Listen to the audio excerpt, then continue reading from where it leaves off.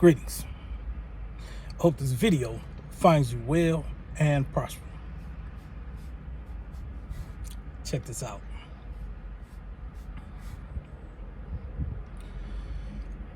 I'm gonna attempt to be an ambassador for the brown skinned, copper colored people. Listen, I can't trust no one else to tell it how I tell it. I just can't do it. Listen, I drove Uber for 4 years. Driving people around, Lyft, Uber. I've had hundreds of conversations. So, I know how to talk to people. Listen, I was a police officer in the city of Milwaukee. Listen, I went through verbal judo training. I know how to talk people down. Talk people down like some officers, you see, they the way they conduct themselves, they make people escalate. Listen, I knew how to talk people down, so I didn't have to fight. I was not trying to be doing all that fighting. So, on this channel, I'm not gonna be doing a bunch of arguing. I see guys posting content, man, they just reacting to people who they disagree with. Listen, that takes away from my energy. Listening to and watching other people's content who I don't agree with. Listen, I might even, I may even have to unsubscribe to a bunch of these guys because they post too much content of women. I'm not trying to be listening to women, all the time. I'm not trying to be listening to women all the time, man. Especially the ones I disagree with. There's a couple of them I do agree with. But man, still, man, I come with this man's perspective. And as I noticed with my analytics, like 89% of you all are men. 10% are women. I'm going to add a little bit, something here and there to highlight, the ladies. Well, mainly my content just going to be about my experiences and my observations. And so when I say about this combative thing and constantly, back and forth with people, listen, the brown-skinned, copper-colored man is not a man of war. We are not. The early settlers, the foreigners that came to the shores of America, many of them wrote in their journals how calm and peaceful we were when they arrived in the Americas.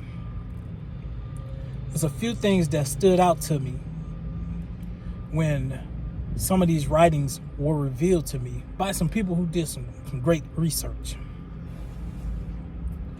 These diaries and things, logs from these people.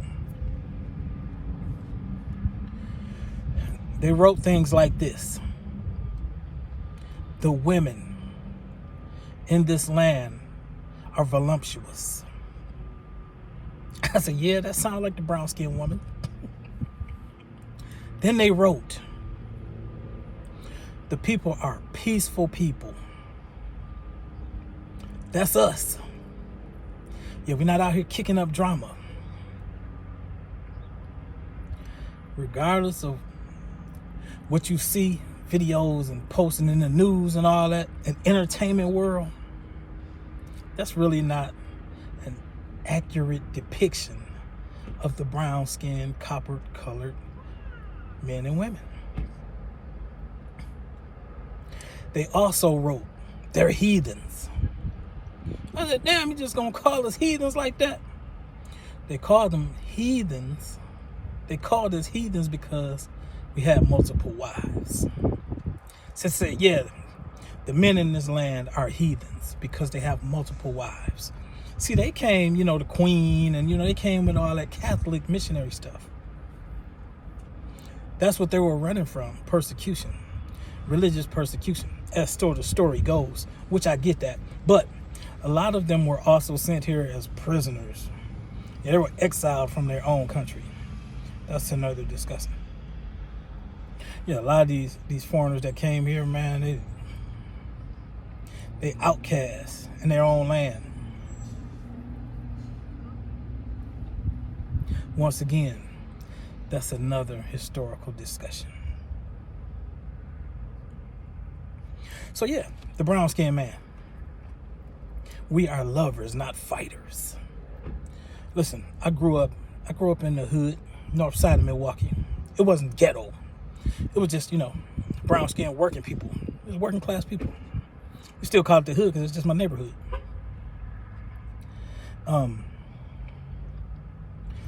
I was a part of a group of guys. We considered ourselves the Little Rascals.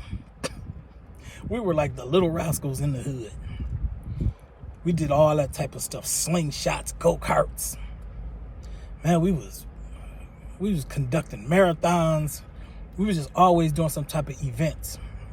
In the wintertime, we would shovel the snow off the basketball courts across the street. I lived across the street from a school, Garden Homes Elementary School. So I had a big playground right across the street from me. I walked across the street, have a whole playground. Had a park on one end, basketball courts, baseball diamond, kickball diamonds. Had all that stuff right across the street. We would go and shovel the ice and the snow off the basketball court so we could play basketball in the wintertime. Man, we wasn't for that cabin fever, man, being locked up inside. We just wanted to play. This is a lot of our mindset, to play. But the way this matrix is constructed, they brainwash people into working while they played. See, I have a personal saying. The wealthy, we don't work, we play. Listen, I've been studying game a long time. While I was working, I drove truck for 23 years. I retired 6 years ago. I'm going to always give you all the basis from what the perspective I'm speaking from. So I retired almost 6 years. It'd be 6 years in November. Sometimes during the week, I would be off. I would come in off the road, and I'd be home throughout the week. So I go to the beach. Down here where I live, have Dauphin Island. It's a beach outside of Mobile, Alabama. I go to the beach.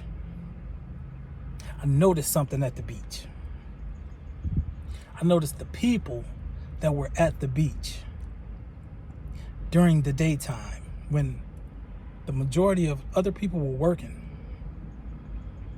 I paid attention to who was at the beach at 10, 11, 12, 1 o'clock in the afternoon, 10 in the morning to, 1, 2 in the afternoon.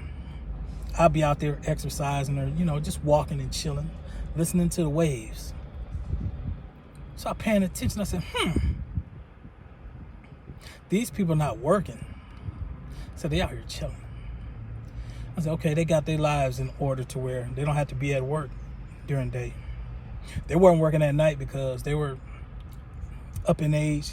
They looked like they reached retirement age. I made a deal with myself. I said, that's going to be me. I said, I want to be out here chilling with the wealthy people who don't have to kick it with the crowds.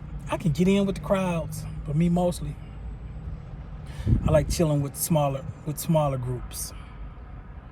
When the pandemic was jumping off, and as soon as they allow people to start back flying, I compared the airport, how it was before the pandemic, and I flew to Costa Rica, packed. And then I compared, when the pandemic was going on, I made the comparison at the airport. I said, you know what? I was not for the pandemic, but traveling, it fit me. I'm an introvert, as they say. It fit me. Man, the airports was almost empty. I get on the plane and, hey, flight attendant be like, pick a row. Yeah. Pandemic ended. Back to them cramped seats. But usually, I get to hook up at a seat. Hey, listen, I'm going to come back to this. I got to do something.